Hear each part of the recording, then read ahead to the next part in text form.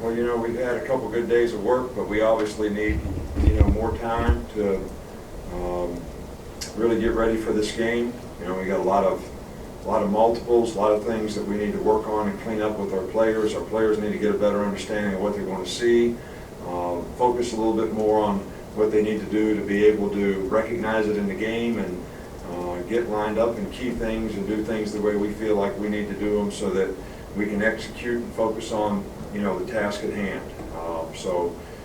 That's really what we're, focusing on here.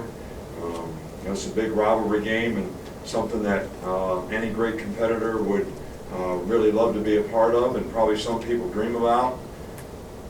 Obviously, there's even more on the line in terms of what our team has, the opportunity our team has created for itself in terms of what they can do by going and playing, a very, very good game and executing the way we need to execute. So this is the focus. This is what we want to try to get done, and I think we've got, work to do, work still to do.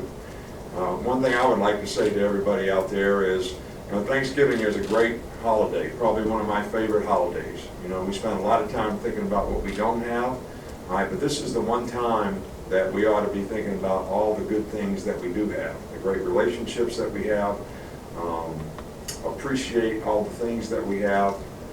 I just think this is a wonderful time for everybody to just say to yourself, I'm happy to be here, all right, and look at all the good things that you have that we all should be thankful for. So I wish everybody a happy Thanksgiving, and certainly you and your family and our fans have a wonderful holiday. Start on the left side with Matt. Just to follow up on that about Thanksgiving, what are your plans for tomorrow? What's your schedule like? And along those lines, what's the best thing that Ms. Terry cooks? And what's your contribution to Thanksgiving around the Saban house? Well, seeing that I'll get there 15 minutes before we eat, I guess I don't know what I'm contributing really, but we move up practice a little bit tomorrow, so some of the guys can go home. The guys that can't go home, the coaches have them to their house. We usually have 12 to 15 guys at our house. Our family will be there, which I'm certainly looking forward to seeing. My mom, our children, and have the opportunity for all of us to share in the thanks for the blessings that we have. But until that time, it's a regular Thursday for us in terms of what we're trying to do to get ready for this game. Over here with Aaron. Hey, Gus likes to run a lot of trick plays. Do those come down to just eye discipline, or is there a way you can prepare you guys maybe for the unknown? No, there's they have a lot of, and they're well designed. They're difficult to defend. Every player has got to be focused on keying and reading the right things and do his job. And as soon as a player doesn't do his job, they can take advantage of it. And they have a lot of multiples, and it's a lot to try to practice. But what it comes down to in the game is the players have to recognize it and and be aware of what can happen.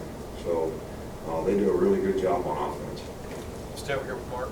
Just how have Dominic Jackson and also Mika Fitzpatrick progressed throughout the week, and will they be able to play on Saturday? They both practice the whole time, and they're fine, and we think, ready to play. Go back over here to Michael. On that line, we've seen Kenyon out there practicing, taking a little bit of contact on that arm. Is there any way he could play this week? We're kind of taking it day to day. We're doing a little bit more with him every day, and he's certainly anxious to get back out there.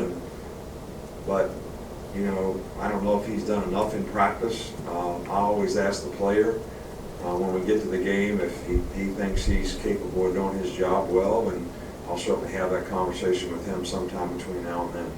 Okay, we'll wrap up here with Alex.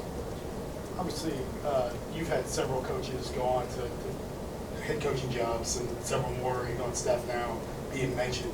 But for you personally, do you take any pride in kind of having those connections, the assistants that go on and do bigger things under you?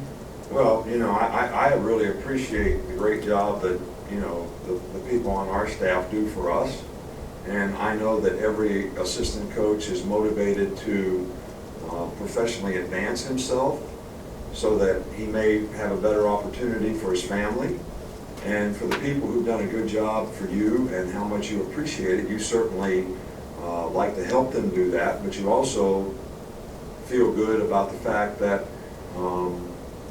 they have that opportunity if they get that opportunity. So we feel good about the guys that have gotten opportunities in the past from our staff, and hopefully they've learned something that would help them be successful. And we have a couple guys on our staff right now that have been head coaches before, and may have that opportunity in the short term in the future. So, and they're working hard and doing a good job for us so that they can do that. So there is a pride factor involved in all that, but there is a good feeling to see the people who've done a good job for you have the opportunity to get a better chance in the profession for their family. Thanks, Coach. Thanks. That's it. All right, Happy thank Thanksgiving, you. guys.